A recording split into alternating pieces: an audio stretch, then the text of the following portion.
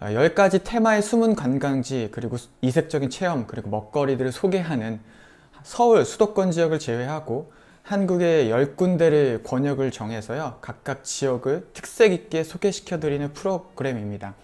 잠깐 소개시켜 드린 영상에서 만난 것처럼 저희가 4개의 권역을 같이 연결해서 소개시켜 드리고 있고요. 저는 제 3권역에 해당하는 대구 지역을 소개하고 있습니다. 특별히 대구라고 하는 지역을 간단하게 그 지역들 다양하게 어떤 지역이 있다라고 소개시켜 드리는 것보다 2021년을 맞이해서 소로 생각나는 화가, 신축년을 기념해서 이중섭 화가의 대구의 발자취를 중점적으로 여러분들께 소개시켜 드릴 거고요. 저희 투어는 기본적으로 테마 여행 10선, 즉 각 지역에 대한 안내와 함께 이중섭과 연결해서 구성된 투어입니다. 저희 투어는요, 제가 여러가지 다양한 목차들을 좀 준비를 했고요. 먼저 이중섭과 황소라고 하는 주제를 좀 비롯해서 대구역, 경복여관, 백조다방 등등 해서 마지막 이중섭과 반고를 좀 비교해 드리면서 단순히 이중섭에 대한 그림 얘기들만 하는 게 아니라 그가 대구에서 어떤 일들이 일어나는지 연관해서 여러분들께 소개시켜 드리도록 하겠습니다. 그리고 여러분들 랜선 여행은 저희가 라이브로 진행이 됩니다. 사전 녹화된 것이 아니라 라이브로 진행되기 때문에 여러분들 투어 중간중간에 궁금한 점이 있으시면 지금 채팅창에 여은규님, 청보매님 채팅 남겨주신 것처럼 채팅을 올려주시면 제가 즉각 답변해 드릴 거고요. 혹시 대구나 경상도 지역에 사시는 분들은 조금 더 반가운 투어가 될 것 같습니다. 자, 그러면 여러분들 잘 보고 계시면 안녕하세요 간단한 채팅 쳐주시면 여러분들 잘 보고 계시다는 제가 뜻으로 알고요. 투어를 시작해 보도록 하겠습니다.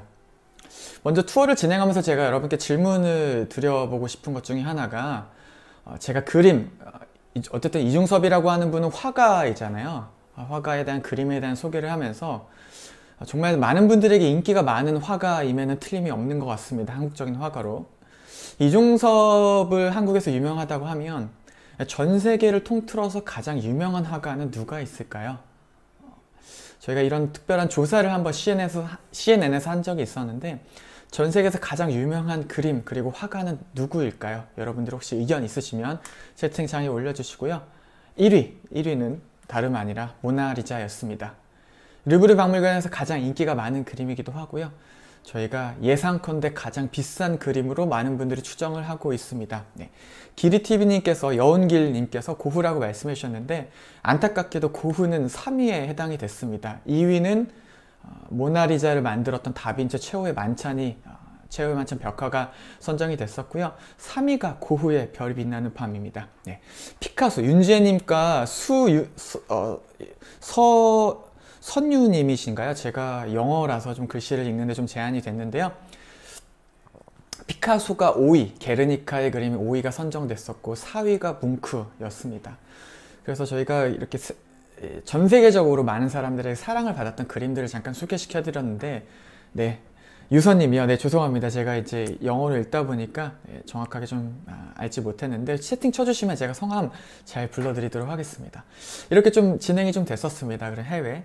국내로 좀 넘어와서 국내에서 가장 인기가 많은 그림 뭘까라고 한 조사가 있나 한번 제가 찾아보니까 그런 조사는 없더라고요.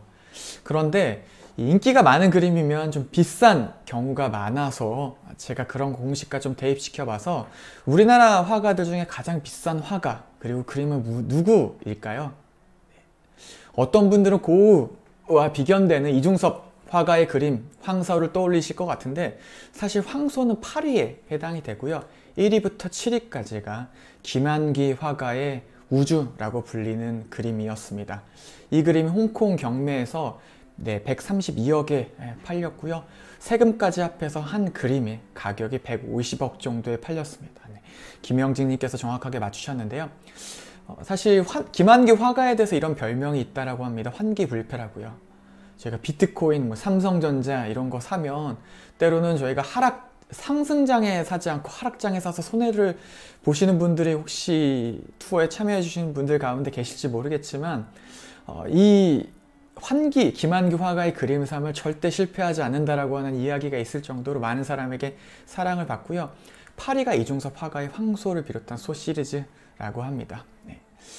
이중섭 화가의 그림이 비싸게 팔리지 않았던 많은 이유들 중에 1위가 아닌 이유는 뭐 많은 작가들 그리고 평론가들이 이야기를 하는데, 제가 개인적으로 많이 공감했던 이유 중에 하나가 이중섭 화가의 그림들이 모작이 많다라고 합니다. 왜냐면 이분이 그림을 그렸던 시기가 평양이고 그리고 또 일본이었는데, 그 그렸던 시기에 그리고 또 유명한 작품들의 전쟁 그리고 일제강점기 혼란스러운 시절이 좀 많기 때문에 아무래도 좀 그런 것들 때문에 이 본인 작품을 판별하는 데 많은 장애가 있었다라고 합니다. 그래서 이렇게 추측하시는 분들도 있기도 한데, 그거는 학자마다 좀 다를 것 같습니다.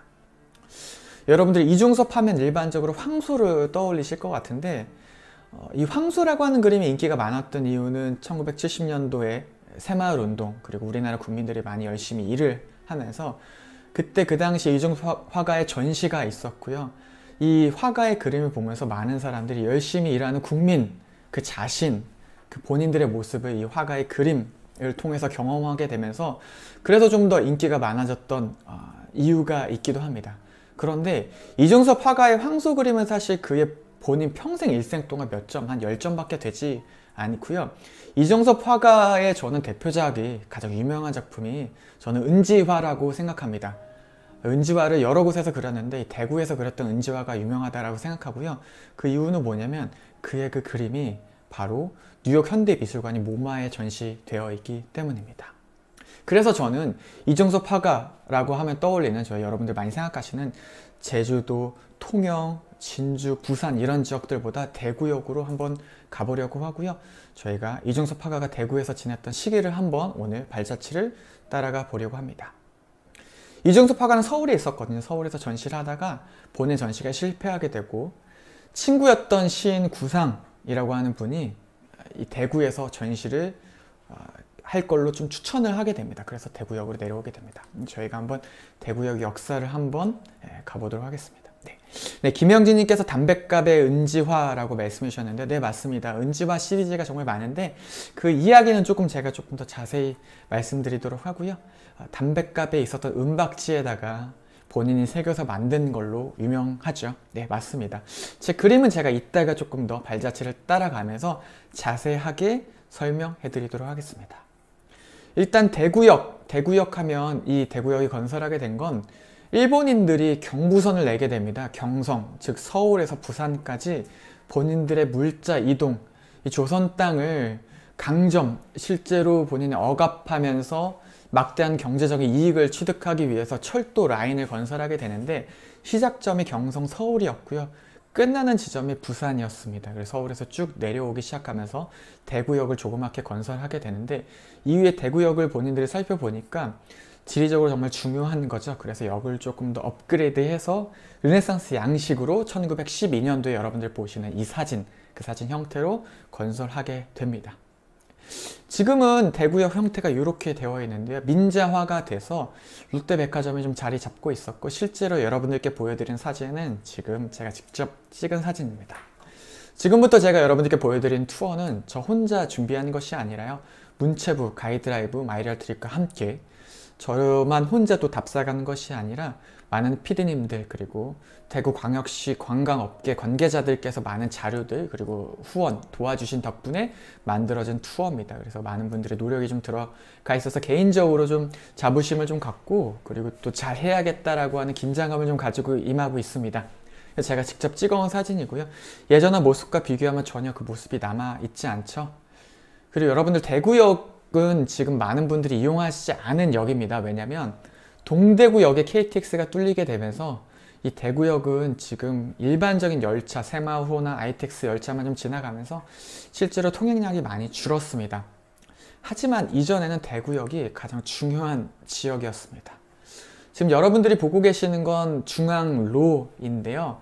일본 사람들이 이 길을 만들고 저 뒤쪽에 대구역을 건설하게 됩니다. 이 개념과 좀 비슷한 게 저는 샹젤리제를 떠올릴 수 있을 것 같은데요. 여러분들 파리에 가시면 가장 많이 보시는 건축물 중에 하나가 에펠탑이 있지만, 또 다른 위대한 대로, 여러 큰 대로 중에 하나가 바로 샹젤리제 개선문일 겁니다. 이 대로라고 하는 개념이 유럽에서도 어떻게 식으로 적용이 되냐면, 사람들이 각각의 사는 길들, 여러 다양한 시설, 인프라들만 건설하는 게 아니라 그것들만 건설해 놓으면 사람들이 인구가 급증하는 것이 아니라요. 오히려 사람들이 사는 집들, 인프라를 다 없애버리고 통로를 더 만들게 됐을 때 그 도시가 훨씬 더 번영했었던 유럽의 역사들, 경험들이 있습니다. 그런 것들을 빌어와서 그런지 모르겠지만 일본 사람들이 역 앞에 대로를 건설하고요. 이곳이 이전에는 이 남쪽 경상도 모든 지역들을 통틀어서 손꼽는 아주 번화한 거리가 됩니다. 대구역 앞쪽에. 지금 이 거리를 중앙통이라고도 부르기도 하는데 사실 제가 이 용어는 잘못됐습니다. 잘못된 용어라서 여러분에게 좀 보여드리는 거고요. 여러분들 대구에 가시게 되면 중앙로라고 합니다. 통이라고 하는 단어는 일본에서 가져온 일종의 나쁜 그리고 잠재된 일본어라고 생각하시면 될 것 같고요. 여러분들 혹시 대구에 가시게 된다면 중앙로라는 표현을 쓰시면 좋을 것 같습니다. 그래서 좀 옛분들은 아직도 중앙통이란 용어를 쓰시고 계신다고 합니다. 사진에서 하얗게 하이라이트 된 부분이 대구역 부근인데요. 그리고 일본 차들, 그 당시 많은 사람들이 이 지역을 점령하게 되면서 많은 사람들이 오가는 일종의 대로 그리고 활발한 지역구로 변하게 됩니다. 네, 이 부분이요. 자, 이 부분이 들어서게 된 이 중앙통, 중앙로가 들어서게 된 이유에 대해서는 사실 아픈 한국의 역사가 있는데요.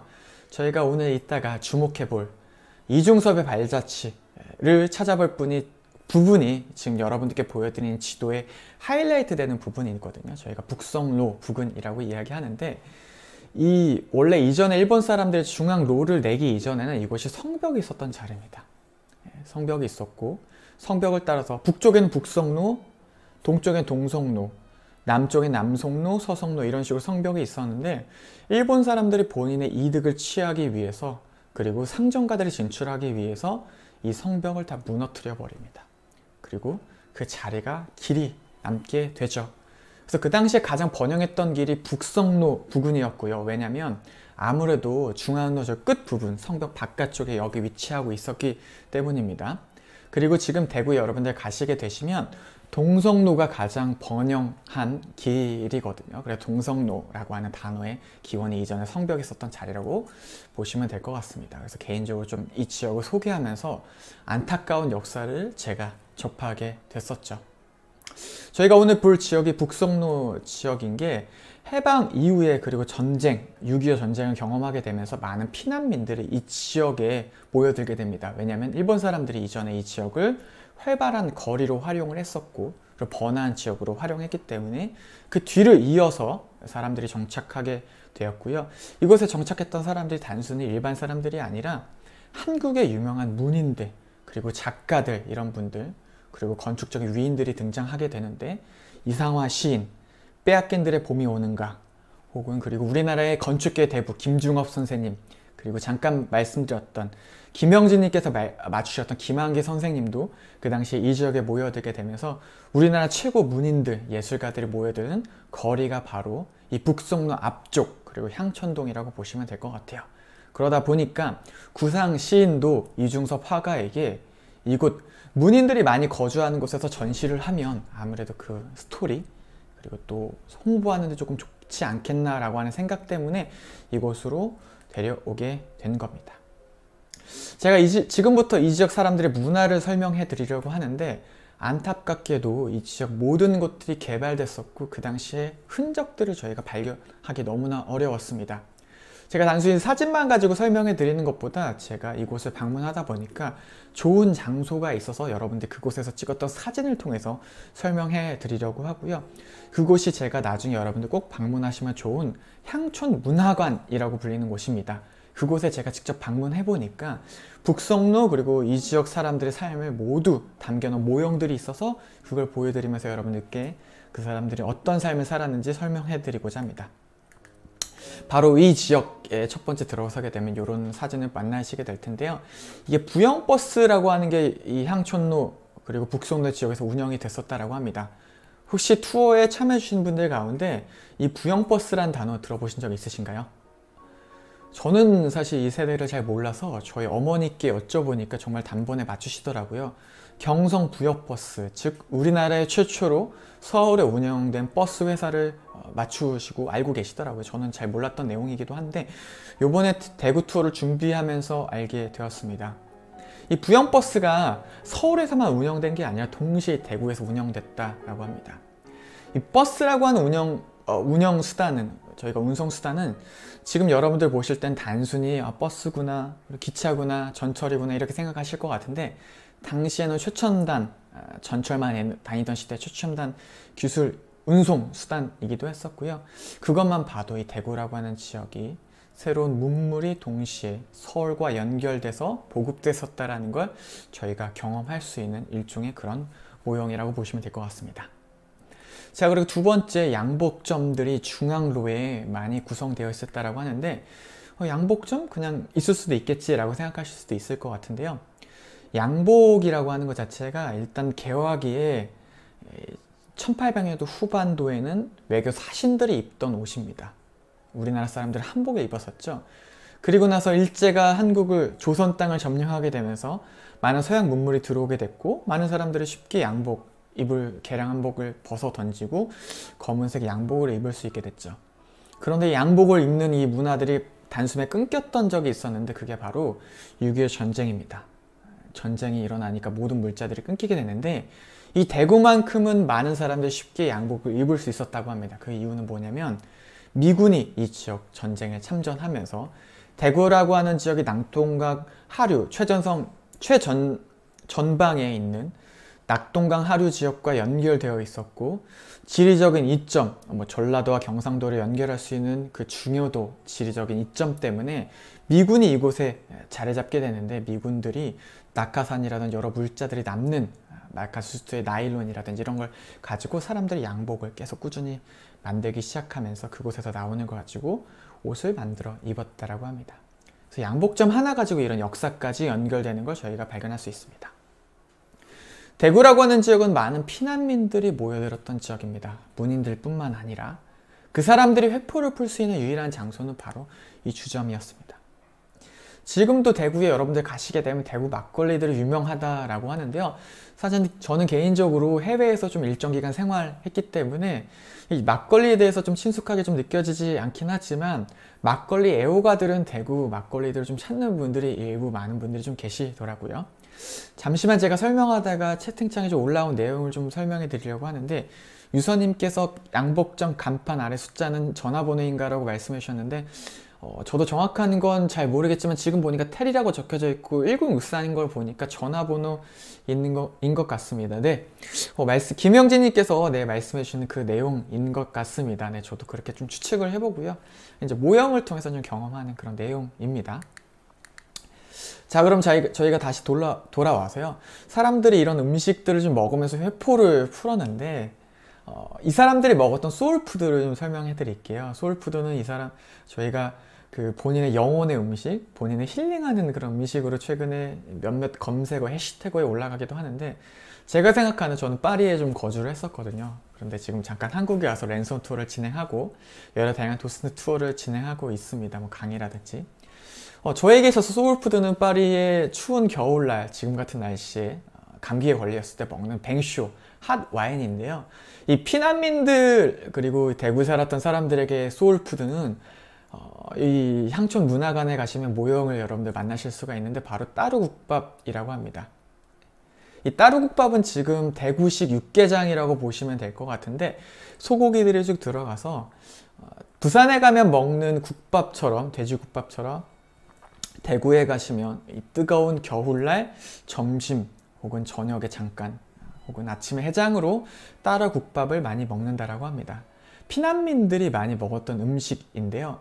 따루국밥이라고 하는 언어의 기원은 대구라고 하는 곳이 이전에 경상 가명, 즉 대구 도시, 그 당시 조선시대 도지사가 파견됐었던 곳이기도 하고, 양반들, 선비들의 도시였던 것으로 알려져 있습니다. 그래서 이 선비, 양반들은 밥과 국을 한 번에 먹지 않고 따로따로 먹었던 그런 일화에서 유래된 그 음식 이름이기도 하고요.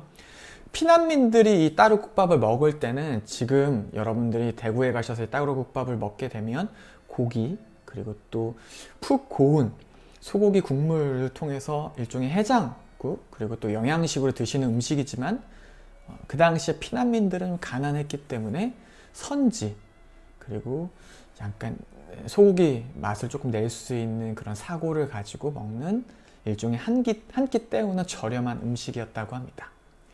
또 다른 음식이 하나 있는데 그게 바로 이 누른국수인데요. 칼국수라고 생각하시면 될 것 같아요. 대구에 가면 칼국수라고 하지 않고 누른국수 그리고 납작 만두를 많이 이야기하는데 대구라고 하는 곳이 미군인들이 있다 보니까 자연스럽게 밀가루 공급이 좀 쉬웠고 쌀은 그 당시에 사람들이 먹기 힘들었기 때문에 밀가루를 가지고 양을 불릴 수 있는 최대의 음식이 바로 이 누른국수, 칼국수였다라고 합니다. 그리고 멸치를 가지고 육수를 한껏 많이 낸 다음에 양을 엄청 많이 불려서 먹었다라고 하는데요. 제가 이 세대를 잘 몰라서 저희 어머니께 여쭤보니까 어머니는 사실 칼국수를 거의 절대 지금 드시지 않는다라고 합니다. 왜냐면 본인이 어렸을 적에 정말 가난했을 때 먹었던 음식이었기 때문에 지금 쳐다보기도 싫다라고 말씀해 주셨는데 그만큼 피난민들이 좀 쉽게 먹을 수 있는 그런 음식이 바로 누른국수였고 본인들의 삶을 그리고 애환을 없앨 수 있는 해소시킬 수 있는 음식 누른국수 지금은 여러분들 대구에서 꼭 먹는 음식이 됐습니다. 그 당시 이후에 해방 이후에도 이런 이념적인 갈등을 통해서 거리 곳곳에 간판 그리고 일종의 여러 다양한 영화 촬영지의 배경이 됐었던 대구의 모습들 여러분들 경험하실 수 있을 것 같은데요. 향촌문화관에 가시게 되면 위쪽에 대구 문학관이라고 하는 것이 있습니다. 왜냐하면 많은 문학인들이 대구에서 활동했기 때문이기도 한데요.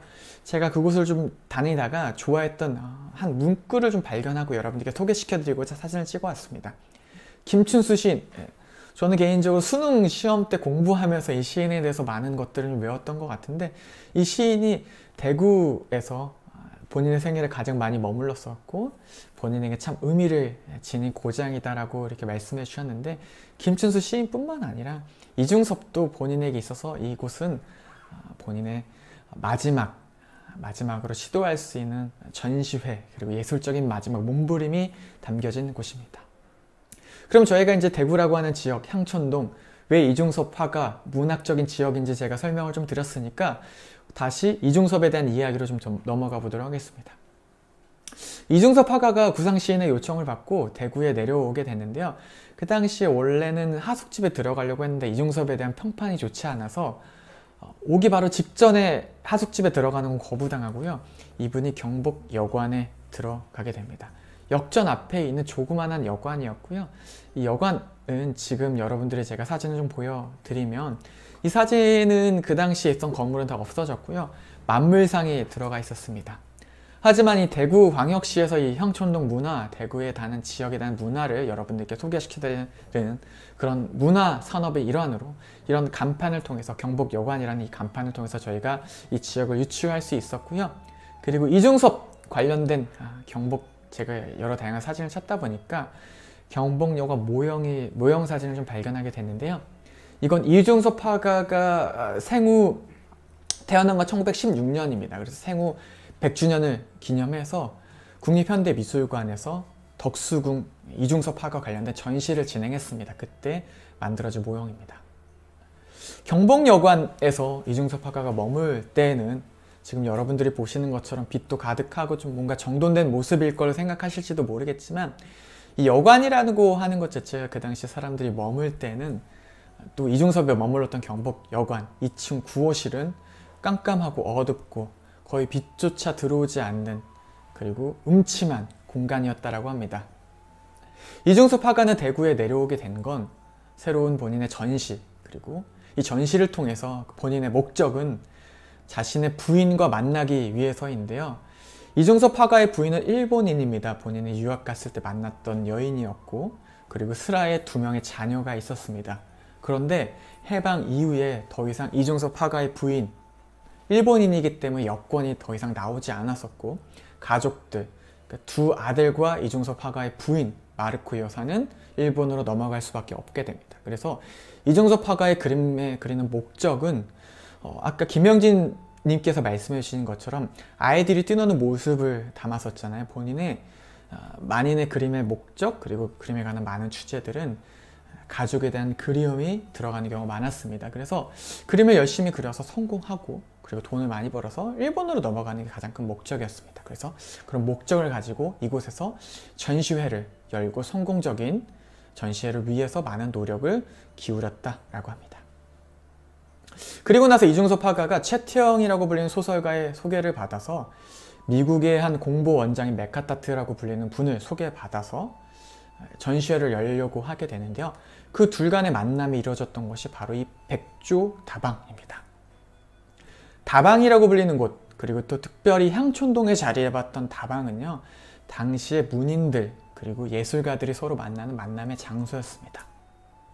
꼭 커피를 마시러 이 공간에 가는 게 아니라 본인들이 그냥 할 일 없이 그리고 그냥 시간 때우러 가는 곳이었고, 이곳에서 사람들끼리 좀 만나는 그런 장소였다라고 하는데요. 백조 다방, 이중섭이 이곳에서 전시를 열기 위해서 맥다카트라고 불리는 공보원장을 만났던, 미국인을 만났던 그 장소, 백조 다방은 지금 안타깝게도 무너지고 없어졌습니다. 실제로 제가 갔을 때는 공사 현장이더라고요. 그래서 아파트 리모델링 현장이었고, 저희가 들어갈 수는 없어서 제가 인터넷을 좀 찾다 보니까 이전에 백조 다방 사진이 있어서 좀 가져왔는데요. 구조가 1층과 2층으로 나뉘어져 있었고, 1층에는 카페, 사람들이 차 마시는 공간, 2층에는 무도회장이 있었다라고 합니다. 그래서 이 공간을 제가 여러분께 보여드릴 수가 없어서 향촌문화관에서 모형을 가지고 왔습니다. 향촌문화관에 가시면 이런 식으로 여러분들 백조다방의 모습을 경험하실 수가 있는데, 백조다방, 그 당시에 향촌동에 자리 잡았던 많은 다방과의 차이점은 항상 그랜드 피아노가 있었다라고 합니다. 그랜드 피아노는 지금 여러분들이 쉽게 볼 수 있는 하나의 피아노 형태일지 모르겠지만, 당시에 전쟁 이후에 1955년도에 쉽게 볼 수 없는 아주 귀중한 음악 악기였고, 사람들이 이곳에서 음악을 들을 수 있는, 그리고 항상 노랫소리가 끊이지 않는 그런 다방이었기 때문에 음악을 사랑하는 분들이 이곳을 찾았다라고 하는데요. 이중섭은 실제로 메카타트 원장을 만나서 이곳에 같이 전시회를 기획하면서 상담을 하고 서로 대화를 하게 되는데, 그 당시 이중섭의 전시를 도와주었던 맥타카트라고 불리는 공보 원장은 이중섭에게 일부러 본인 여러 다양한 실험 그리고 또 대화를 하면서 이중섭 화가가 어떤 그림의 색을 갖고 있는지, 그리고 어떤 전시를 하려고 하는지 많은 대화를 나누었었고요. 실제로 그 전시하는데 많은 도움을 주었다라고 합니다. 그 이야기는 조금 더 다음 장소에서 하고요. 이중섭 화가가 그렸던 그림들 여러분들 이곳에 가시면 좀 경험하실 수 있습니다. 그리고 미국 대구에서 전시를 했을 때 이 은지화를 전시하게 되는데요. 대구에 있는 향촌문화관에 가시게 되면 여러분들이 은지화도 직접 체험하실 수가 있습니다. 제가 작년 11월 달에 이곳에 방문했을 때는 그 은지화를 체험할 수 있는 공간은 있었지만, 코로나 그리고 여러 다양한 감염병 위기로 실제로 체험을 할 수 없었지만, 아마 단계가 좀 낮아진다면 이후에는 좀 가능할 것 같습니다. 잠깐 이중섭이 뉴욕 현대미술관에 소장된 은지화 잠깐 보여드리려고 하는데요. 이중섭이 전시했었던 그 은지화를 메카타트라고 불리는 분이 직접 사가서 모마에 기증하면서 이분의 그림이 뉴욕 모마에 전시가 되게 됩니다. 이 그림, 김영진님께서 말씀해 주셨던 그 은지화인데요. 보시게 되면 사람들이 좀 얼키설키 얼굴도 좀 많이 등장하게 되고, 사람들이 신문을 읽는 그런 사람들의 모습인데, 전 여러 다양한 기법적인 부분보다도 이중섭이 본인의 이 세상을 바라봤던 그런 관념들, 그리고 저는 이중섭의 그림을 통해서 좀 따뜻함이 많이 느껴지더라고요. 학자마다 좀 해석이 좀 다르겠지만, 이중섭이라고 하는 화가가 이 은지화를 본인이 작성하고 만들어냈던 시기는 사실 경제적으로 좀 궁핍했을 겁니다. 그럼에도 불구하고 봤을 때 좀 따뜻함이 느껴지는 이런 그림들을 좀 보면서 저는 고흐가 좀 많이 떠올랐고요.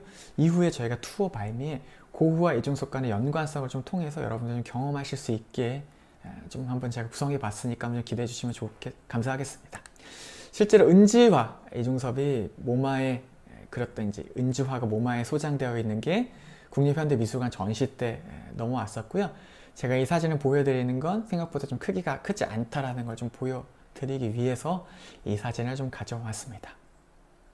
저희가 좀 잘못된 사진을 하나 잠깐 은지화를 설명하면서 좀 짚고 넘어가려고 하는데요. 은지화, 이중섭이 그렸던 은지화는 화가가 가난해서 그림을 그릴 소재가 없었기 때문에 담뱃갑에 있는 그 은박지를 가지고 새기고 그리고 색을 칠해서 만든 하나의 예술적인 형태라고 많이 알려져 있는데, 실제로 지금 최근에 많은 학자들은 그런 것이 아니라 이중섭의 하나의 그냥 예술적인 시도라고 보고 있고요. 참고로 담뱃갑에 있는 담뱃값을 감싸는 그 은박지가 들어간 그 담배들은 일반 담배보다 훨씬 더 비쌌다고 합니다. 그리고 이중섭이 그 은지화를 시도했었던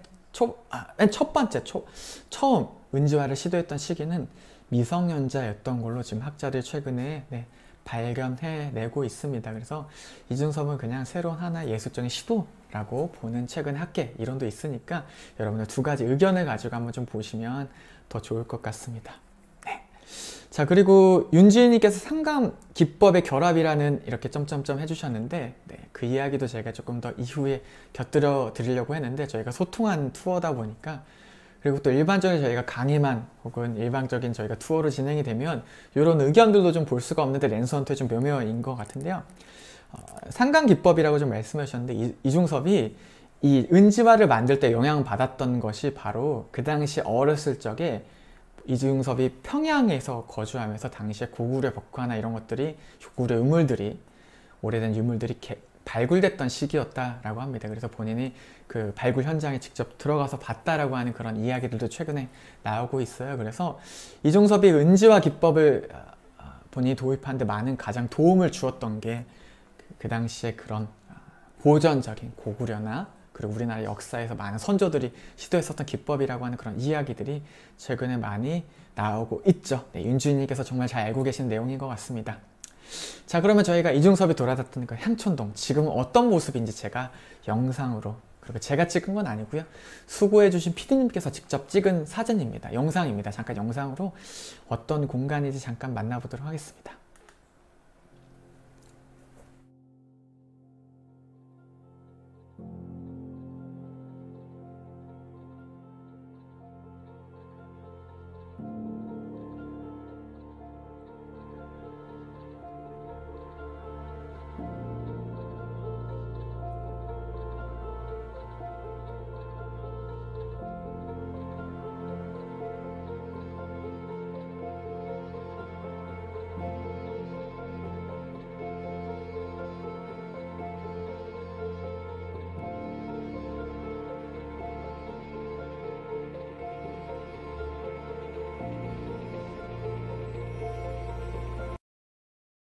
네, 여러분들께서 지금 보시는 것처럼 향촌동은 예전의 느낌 그대로 남아있기도 하고요. 몇몇 가옥들 이런 것들이 일제시대 때 만들어진 것들이 아직까지 남아있습니다.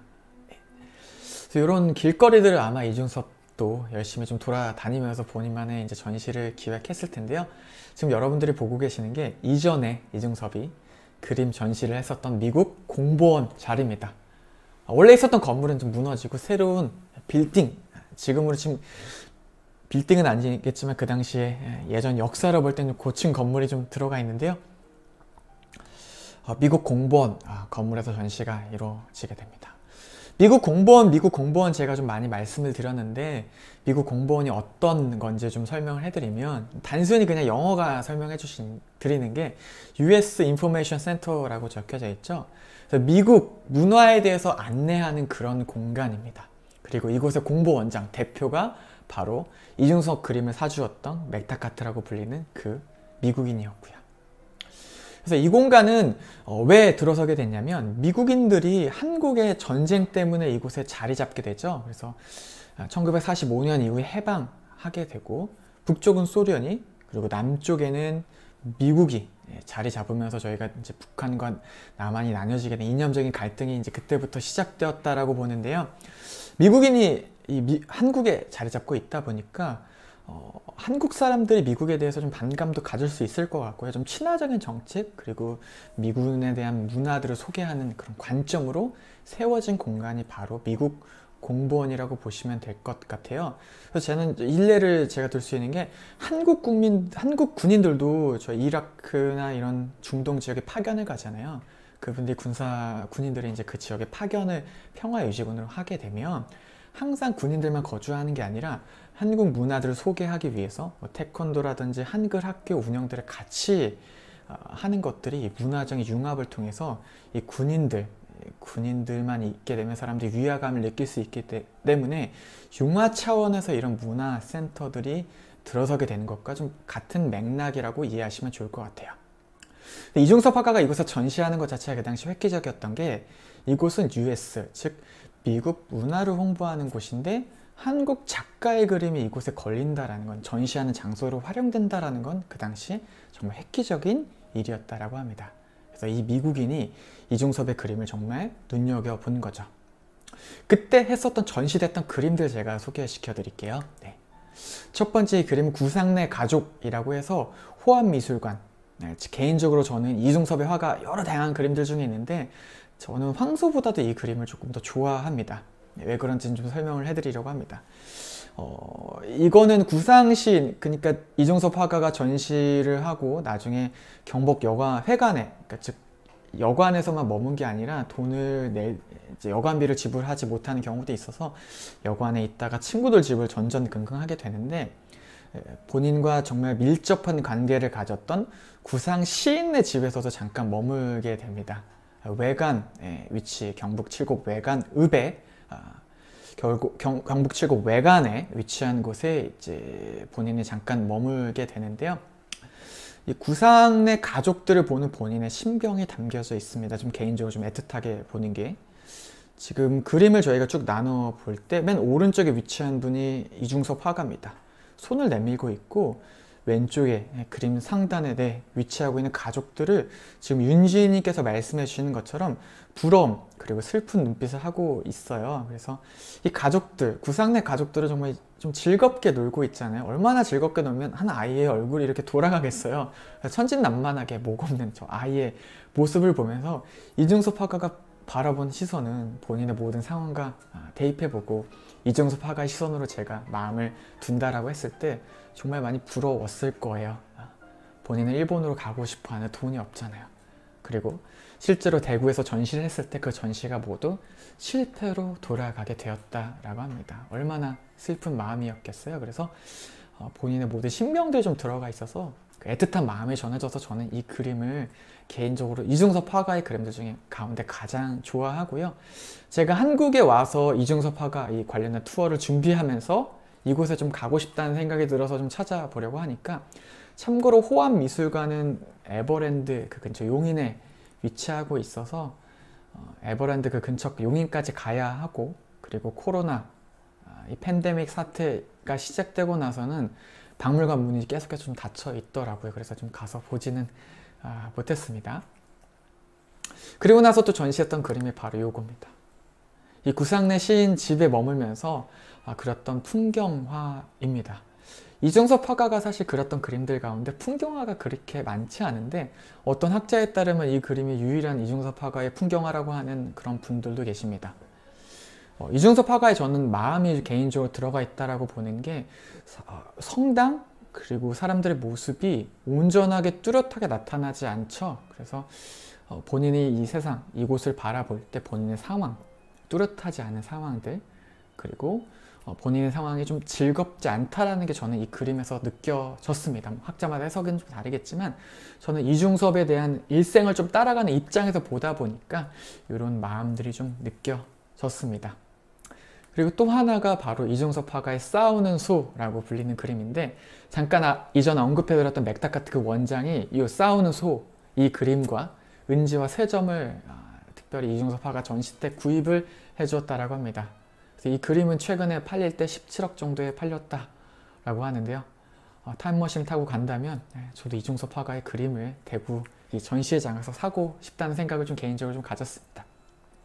그래서 이거는 좀 국내에 들어와 있는 걸로 알려져 있습니다. 그래서 이중섭 화가의 전시가 왜 실패를 했냐면, 그 당시에 그림은 사실 절반 정도 팔렸대요. 전시를 한 55점 정도 했던 걸로 저희가 기록이 남아있는데, 전시 한 반 정도 팔리면 그래 성공한 거 아니냐라고 하는 질문을 던지실 수 있을 것 같습니다.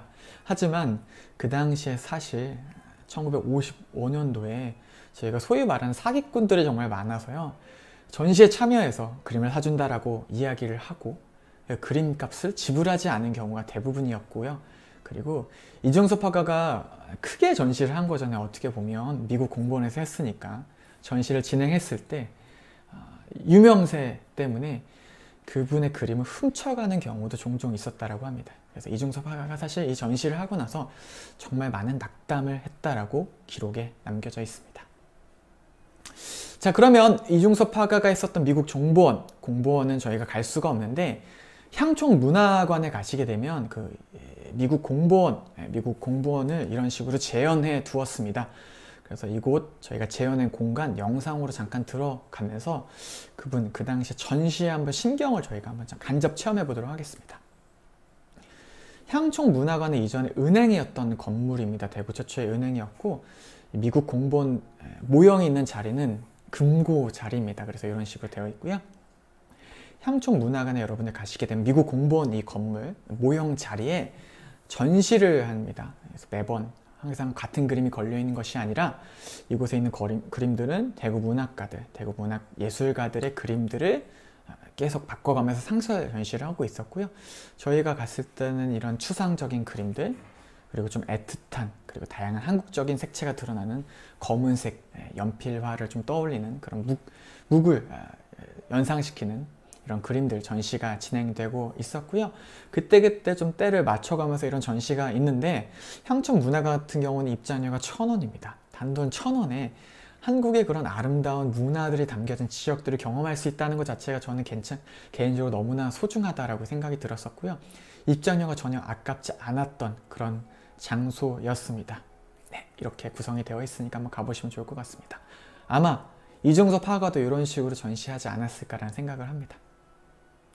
결국 이중섭 화가의 전시가 실패로 돌아가게 되고 이중섭 화가가 이곳저곳 대구에 그래도 한 5개월 정도 총 합쳐서 남아 있었는데 그때 갔던 지역이 하나 있습니다. 바로 음악 감상실 녹향이라고 불리는데요. 우리나라 최초의 음악 감상실이라고 알려져 있습니다. 이게 점쟁이한테 이름을 좀 얻었다라고 알려져 있는데요. 푸르를 녹색 녹자의 향기향. 그래서 그 당시에 음악을 좋아하는 사람들의 모임이 일어났던 장소입니다. 원래 녹양의 자리는 지금 여러분들 제가 직접 찍어온 사진에 왼쪽에 보이시면 미뚜리 재화라고 적혀져 있죠. 미뚜리 재화 바로 지하 건물 안에 이전에 녹향이라고 하는 그 음악 감상실이 있었다라고 하는데요. 지하에 있게 된 건 그 당시에 이 음악을 들으러 다방에 많은 사람들이 갔지만 이 차 한 잔 마실 돈도 없었던 사람들이 음악은 들어야겠고 그 음악을 어디서 들을까 이렇게 쭉 찾다 보니까 지하는 아무래도 좀 공간을 좀 대여하기도 좀 저렴하기도 하고 좀 모이기도 좀 편하기도 하고 그 당시 지하는 세도 받지도 않고 좀 아무래도 좀 모이기가 좀 편했던 가난한 사람들이 모이기가 좀 좋은 장소였대요. 그래서 지하에 모여서 음악 좋아하는 사람들이 그냥 순수하게 음악 듣던 곳이 나중에 음악관으로 발전하게 됩니다. 물론 이 공간도 다 없어졌고요. 지금 녹향이 있었던 자리는 지금 지하가 물에 잠기고 지금 미투리 재화 있었던 공간에 제가 직접 들어가려고 시도는 해봤지만 막혀 있어서 저희가 들어가지도 못했습니다. 그래서 지금 저희가 이 모든 녹향에 대한 관련된 이런 여러 다양한 자료들은 향촌문화관 지하에 이런 것들이 모형이 좀 재현이 되어 있거든요. 저희가 영상으로 같이 한번 만나보시죠.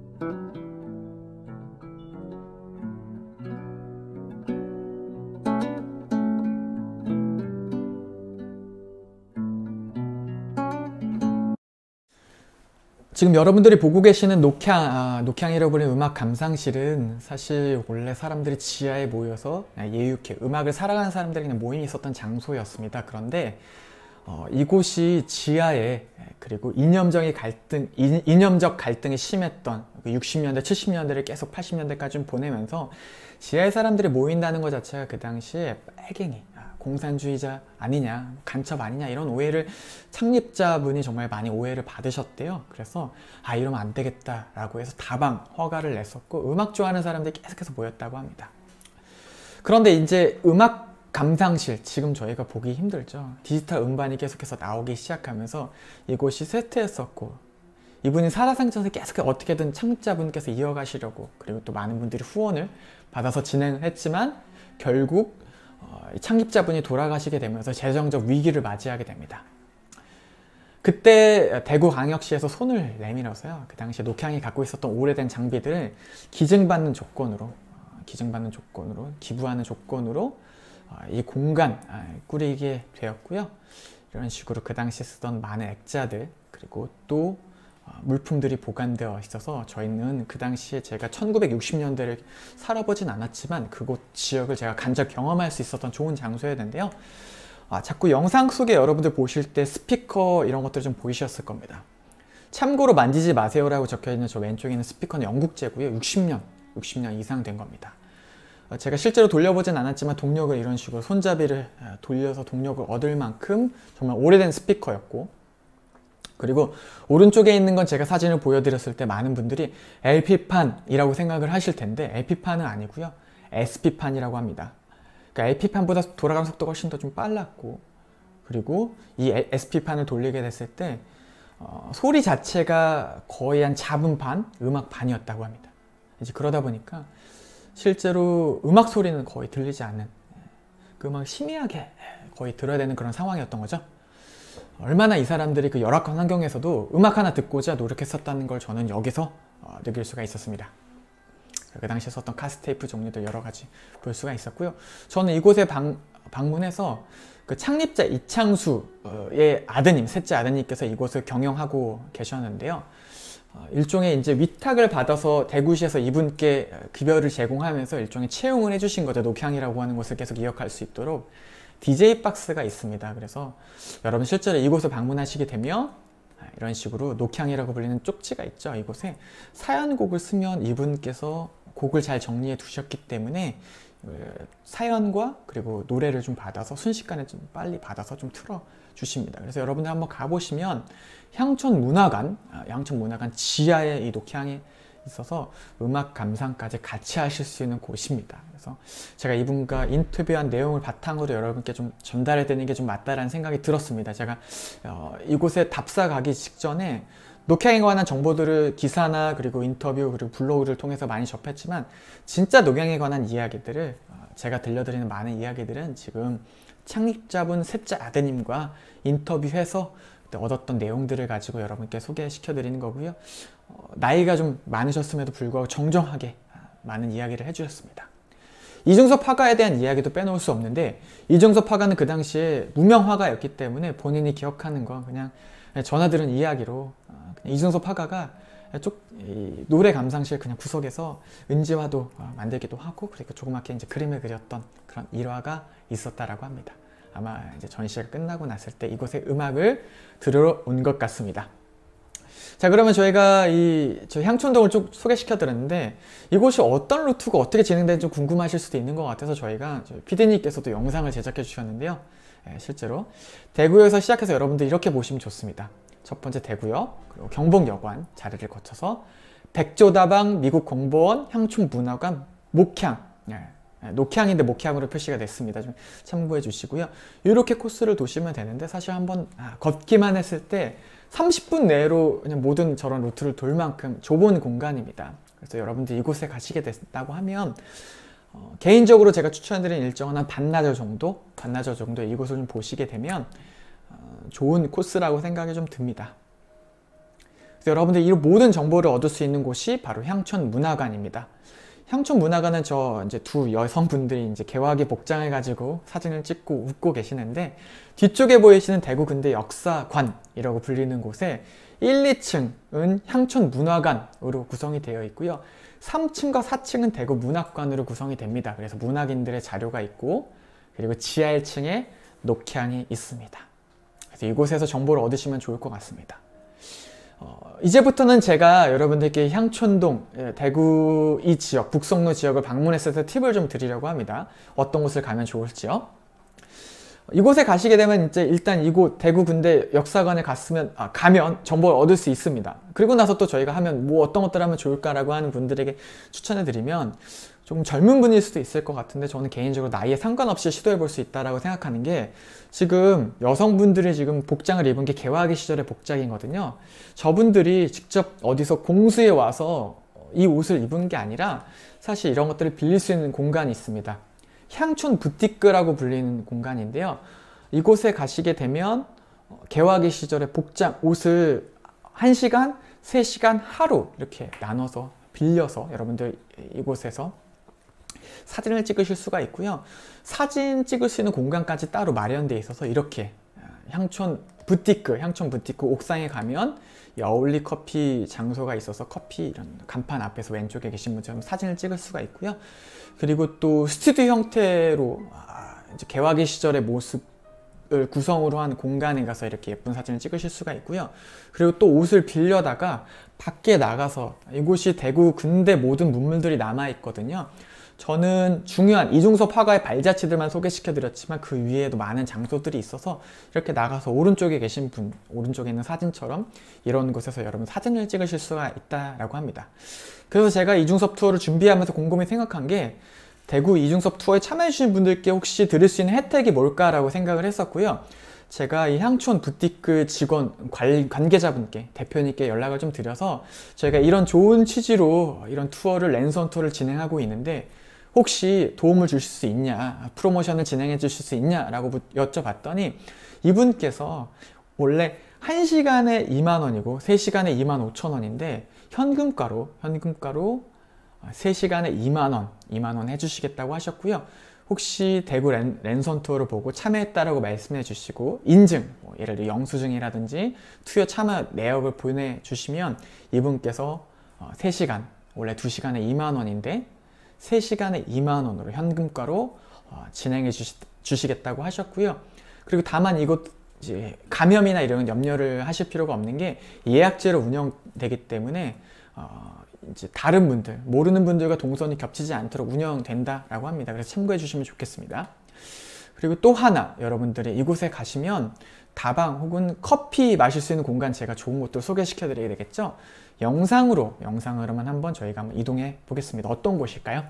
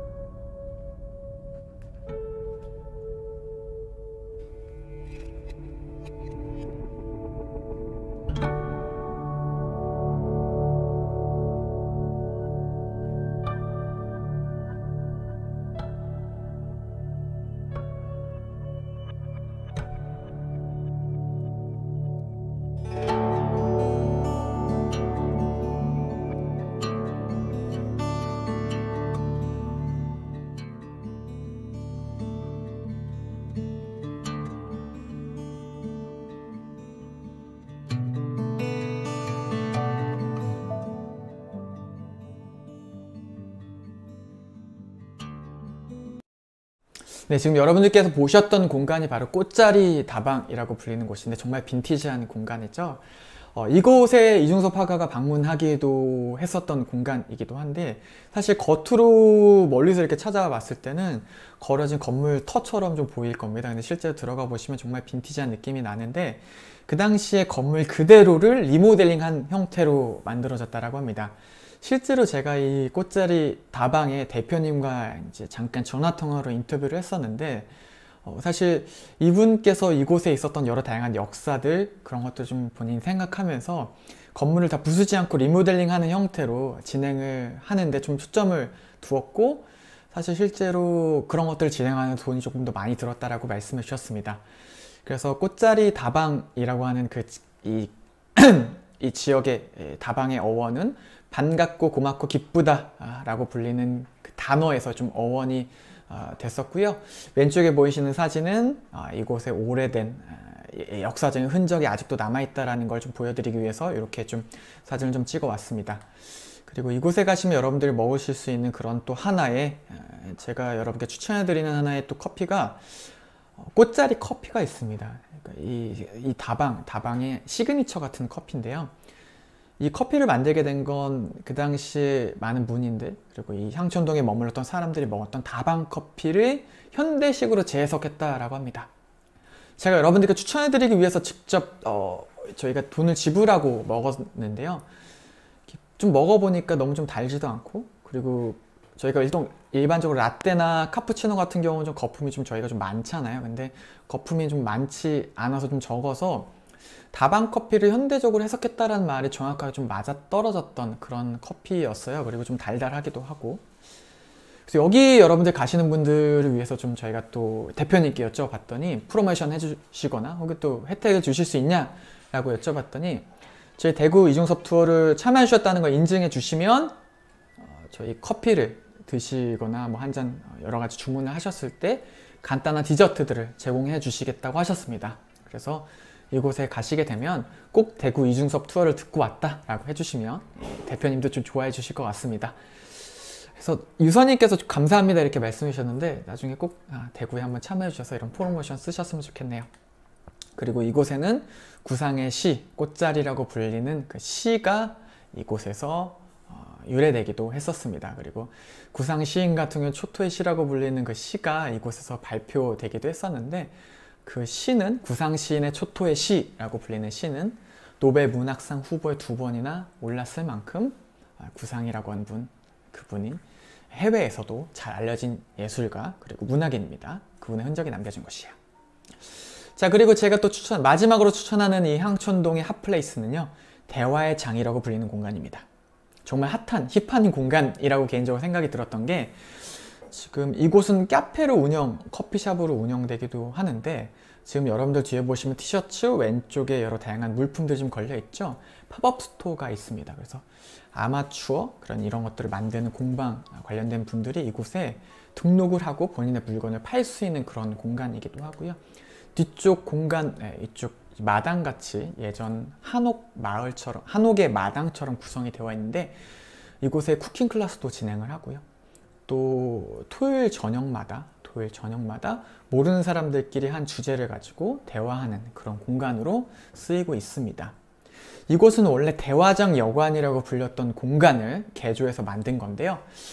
대화장 여관은 그 당시에 피난 온 문학인들이 많이 머물렀던 곳이라고 합니다. 그리고 또 여기 또한 카페 또한 제가 이제 저희 이중섭 투어를 들으시는 분들에게 좀 혜택을 제가 좀 찾아보다 보니까 이 대표님께서 이중섭 투어를 인증을 하면 커피의 비용을 10% 할인해 주시겠다고 하셨습니다. 그래서 꼭 여기도 한번 가보시면 좋을 것 같습니다. 그래서 제가 여러분께 소개시켜 드리는 한 3-4개 정도 장소는요, 사실 제가 직접 가보고 뭐 블로그나 이런 것들 보고 판단한 게 아니라 직접 가보고 좋다 라고 생각했던 곳이고, 지역의 특색적인 문화들이 고스란히 남아있는 곳이기 때문에 제가 추천해 드리는 곳이기도 하고요. 그리고 두 번째로 상업적인 것보다 문화적인 것들을 좀 강조하는 곳이었고, 그리고 또 마지막으로 대구광역시에서 문화행사할 때 같이 동참했었던 그런 곳들입니다. 그래서 대구광역시에서 인증하는 문화적인 곳이었기 때문에 제가 이곳들을 골라서 소개시켜 드리는 거고요. 저는 이곳들을 쭉 방문할 때마다 제가 거주했던 파리가 좀 떠오르는 게, 파리에 여러분들 가시게 되면 카페 추천을 많이 받거든요. 그 카페들이 어떤 곳이었냐면 문학인들, 그리고 유명한 분들, 예를 들어서 나폴레옹이 자주 갔던 르 프로토코프라고 하는 카페, 피카소, 모딜리아네가 자주 갔었던 라오뚱드 카페, 그리고 또 문학인들을 비롯해서 연극인들이 많이 갔었던 시몬드 보부아르, 장폴 샤르트르 이런 분들이 갔었던 카페 드 플로, 카페 드 듀마고, 유명인들이 방문했던 카페들이 아직까지 남아있어서 그 시절의 문화들을 추억하실 수 있는 그런 공간들이 남아있다라는 게 제가 파리의 가장 큰 매력, 파리 카페가 가지고 있는 가장 큰 매력이라고 생각을 했었는데, 그런 동일한 곳들이 대구에 아직까지 남아있다라고, 60년, 70년의 세월을 뛰어넘어서 남아있다라고 하는 것 자체가 개인적으로 신비하게 여겼었고, 그래서 여러분들께 소개시켜드리고 싶어서 가지고 왔습니다. 그 외에도 좀 개인적으로 좀 재밌었던 게 겐조라고 이렇게 좀 써있는 수입 명품 샵도 제가 방문하게 되는데, 이곳은 이전에 미군들이 좀 거주하다 보니까 미군들 PX 그분들이 거주하게 되면서 나오는 물품들이 있을 거예요. 그래서 그것들을 좀 가져다가 사람들이 물건 시장에서 좀 팔았었던 그런 공간들도 아직까지 그런 문화들이 이어져 내려와서 이 향촌도 부근에는 예전에 이런 이 사람들이 먹고 살려고 했었던 시장들, 남대문 시장 같은 그런 부재샵들이 아직까지 남아있기도 하고요. 이 사람들 연탄, 그리고 또 일본식 가옥들이 오른쪽에 보이시는 그런 아주 영화 촬영에 나오는 법한 이런 공간들이 아직 있었습니다. 자, 여러분들에게 이제 보여준 좀 개인적으로 좀 재미나게 봤던 것 중에 하나 이 전당포. 전당포라고 하는 일본 사람들 좀 들여온 서양적 문화죠. 물건을 맡기고 나중에 돈을 빌려갔다가 나중에 갚는, 한국에선 보기 힘든 공간인데 이런 것도 좀 발견해서 좀 재밌게 봤었습니다. 그래서 여러분들 대구를 방문하시게 되면 향촌문화관에서 대화회장, 향촌부티크, 꽃자리 다방 이런 식으로 방문하시면 잘 느끼실 수가 있습니다. 자, 그럼 향촌동 여기까지 좀 봤는데요. 제가 너무 좁은 공간에서만 여러분들과 좀 보는 것 같아서 잠깐 외부로 가보도록 하겠습니다. 가보시죠 한번.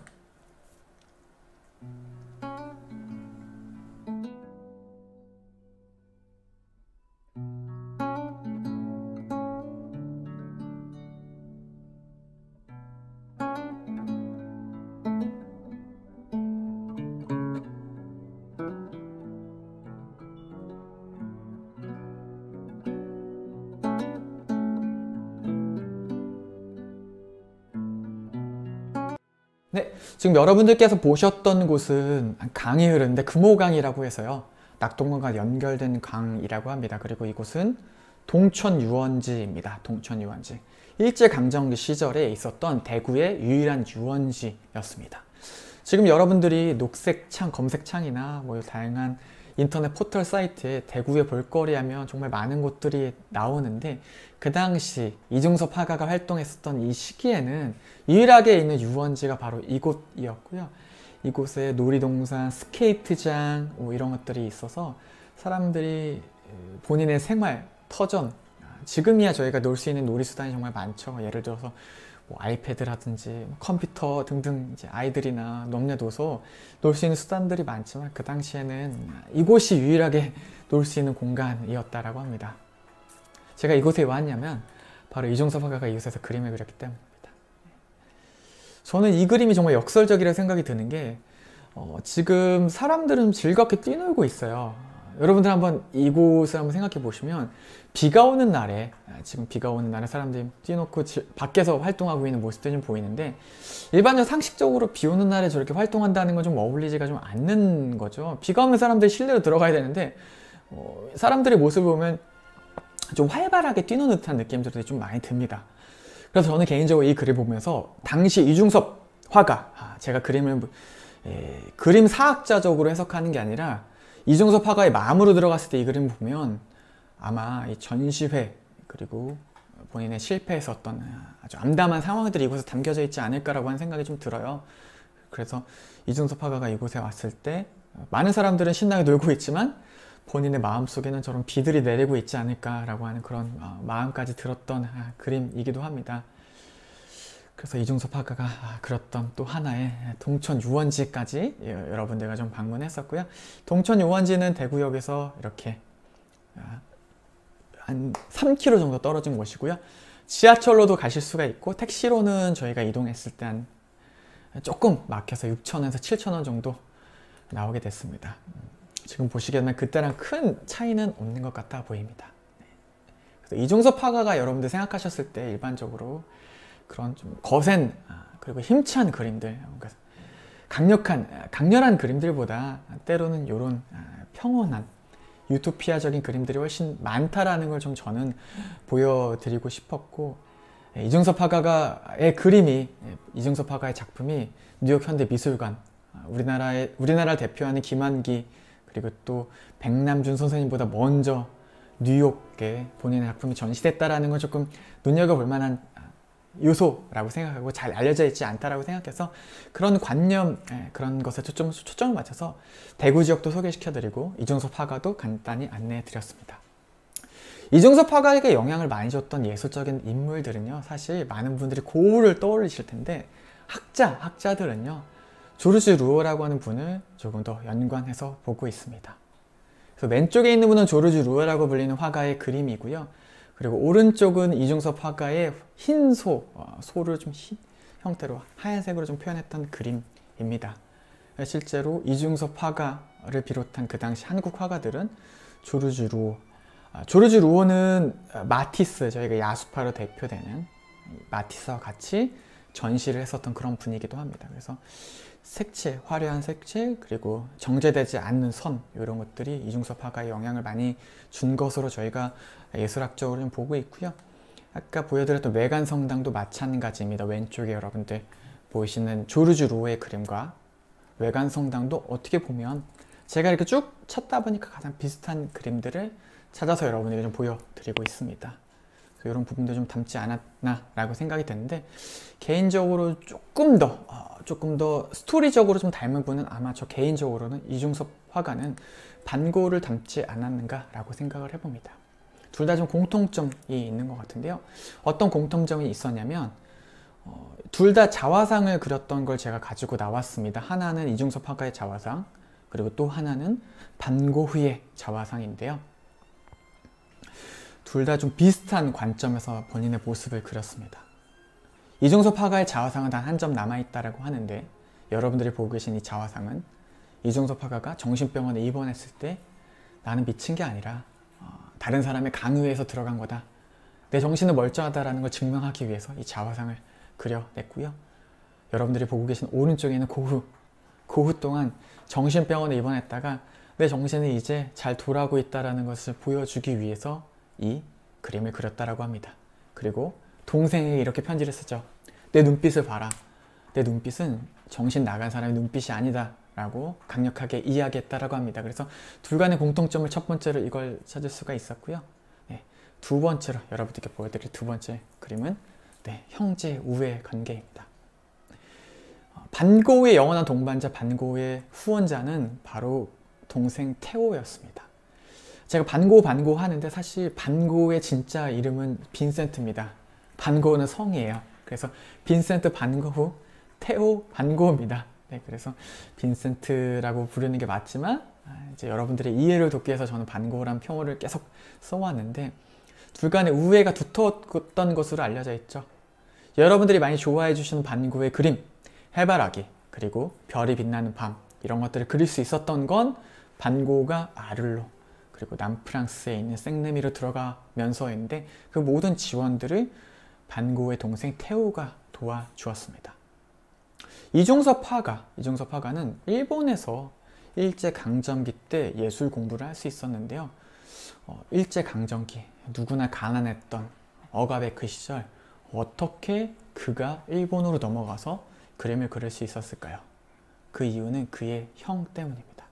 형 이중석이 평양에 살고 있었는데, 여러분 혹시 지금 투어에 참여해주신 분들 가운데 삼성전자를 3만원에 사서 지금 8만원에 올랐을 때 기뻐하시는 분들이 계신가요? 이런 안목을 계신 분들이 있으시다면 돈을 벌었다고 행복해 하실 것 같은데, 이중섭 화가의 이중석이 평양에는 북쪽의 수도 프랑스 한국 북한에 이제 해당하는 많은 그냥 번영했던 도시 평양보다도 그 당시에 원산이 조금 더 많이 붐빌 걸로 안목을 가지고 그곳에서 본인의 사업체를 옮겨서 돈을 정말 많이 벌었대요. 그래서 그 돈을 가지고 이중섭 화가를 일본으로 미술 유학을 보내주게 됩니다. 그래서 후원자, 그리고 좋은 계기, 미술적인 계기를 마련하는 형제의 도움이 있었다는 게 좀 두 번째 공통점이었고요. 그리고 그 다음은 편지입니다. 이중섭 화가는 동생에게 항상 편지를 썼었고, 저희가 고흐는 항상 동생에게 편지를 썼었고, 고흐에 대한 모든 객관적인 내용을 추론할 때 이 편지를 가지고 저희가 내용을 얻게 됐고요. 그리고 그림을 항상 편지에 많이 그려서 동생에게 보여주었다라고 합니다. 이중섭 화가도 마찬가지로 아내에게, 남덕선 그리고 마사코 여인에게 본인의 부인과 아들을 향한 마음이 담긴 편지를 쓰고 항상 이런 식으로 그림과 함께 보내서 본인의 마음을 전달했다라고 합니다. 이런 것들이 좀 공통점이었습니다. 그리고 또 발견한 것 중에 하나가 바로 죽음이었습니다. 고흐는 총을 맞고 3일 뒤에 죽게 되었다라고 많은 분들이 좀 알고 계세요. 그래서 고우가 자살인지 타살인지 이런 이야기들이 많은 분들의 아직까지도 관심이 있기도 하고 논쟁거리이기도 한데요. 이중섭 화가도 3이라는 숫자, 죽음과 3이라는 숫자가 공통점이 있다고 합니다. 이중섭 화가가 나중에 이후에 좀 간이 안 좋았는데 친구들이 좀 잘못 오인을 해서 이중섭 화가가 정신병원에 한번 입원했던 경력이 있으니 간이 안 좋아서 식욕이 돌아오지 않았었고 그런 모든 행동들이 마치 정신이 또 나가서 그런 것처럼 생각을 했었고 그때 주변 사람들이 이중섭 화가를 제때 치료해 주지 못했다라고 합니다. 그래서 결국 홀로 병원에서 사망하게 되는데 그 당시 이중섭 화가의 친구들이 이중섭을 찾았을 때는 죽고 난 다음 3일째 병실이 아닌 영안실에서 발견되었다고 합니다. 그래서 죽음과 3이라는 숫자가 공통점으로 이곳에 연관되어 있습니다. 자, 마지막으로 그림인 것 같아요.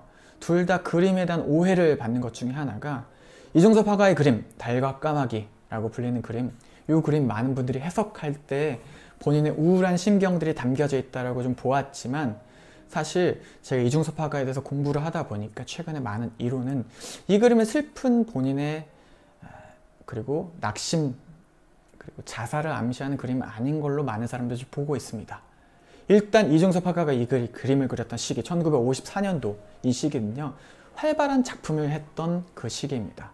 그러니까 본인이 어떻게든 작품을 많이 그려서 가족들에게 가야겠다라고 하는 희망적인 시기가 담겨져 있던 곳입니다. 그래서 이렇게 슬프게만 볼 수도 없고요. 많은 사람들이 이 그림 우울하다 그리고 또 슬프다라고 보는 가장 결정적인 계기는 바로 이 까마귀 때문입니다.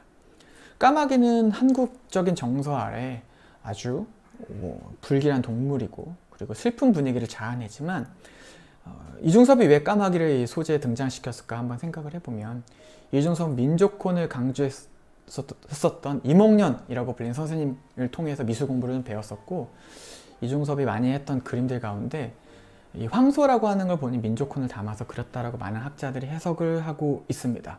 그런 걸 좀 비교해보면 이 까마귀도 민족혼이 담긴 건 아닐까라고 보고 있고요. 민족혼이 담겼다고 보는 것 중에 하나가 이중섭이 어렸을 적에 고구려 벽화 발굴 현장을 좀 보면서 한민족을 상징했었던 바로 삼조고라고 불리는 그 동물, 고구려를 상징하는 그 새가 까마귀로 종종 표현했다라고 합니다. 그래서 이건 이중섭 자신 혹은 한민족을 상징하는 것 아닐까요? 그리고 또 그런 해석을 저는 개인적으로 하게 됐던 가장 큰 계기가 이 뒤에 있는 달입니다. 한국의 유난히 명절 사람들이 많이 모이는 그런 절기에 이 대보름이 그리고 보름달이 뜨는 경우가 많기 때문에 추석, 정월, 대보름 이런 큰 가족들이 모이는 절기에 이중섭이 오른쪽에 있고 왼쪽에 가족들 품으로 가고자 하는 본인의 심경이 담긴 건 아닌지 그런 식으로 좀 보는 해석들도 있기도 합니다. 똑같이 좀 비견되는 것 중에 하나가 바로 반고의 까마귀 나는 밀밭이죠. 오른쪽에 여러분들 보이시는 까마귀 나는 밀밭의 그림을 보면서 많은 사람들이 반고는 저 그림을 그리고 나서 자살했다라고 추론을 하고 있지만 실제로 저 그림은 반고가 자살했던 날에 그린 것은 아닌 걸로 학자들이 최근에 밝혀냈습니다.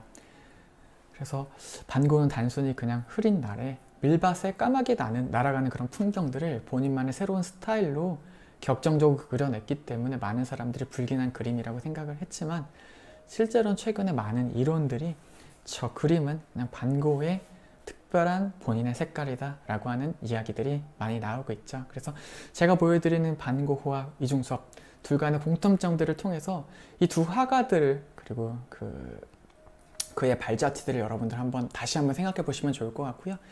일반적으로 저희에게 잘 알려져 있는 대구 하면 지금 사실 긍정적인 이미지보다 대구를 여러분들 떠올리셨을 때 작년 3월 그리고 또 최근에 한국을 강타하고 있는 그리고 전 세계를 강타하고 있는 이 팬데믹 코비드-19 쭉 제가 불어를 좀 죄송해요 말씀드렸는데 이 코로나가 영상되는 게 좀 많은 것 같은데요. 그런 것들보다 대구 그리고 2021년도를 좀 맞이해서 이중섭 화가를 발자취를 좀 따라가면서 이 지역들을 여러분들 좀 다시 재발견하실 수 있는 그런 시간이었으면 좋겠다라는 생각이 들고요. 저희 투어는 모든 그 목적이 이중섭 화가에 대한 소개도 있지만 이 향촌동, 아름다운 향촌동 여러분들이 잘 알려지지 않은 이 향촌동을 소개하는 대구 지역을 소개하는 그 목적에 있습니다. 그래서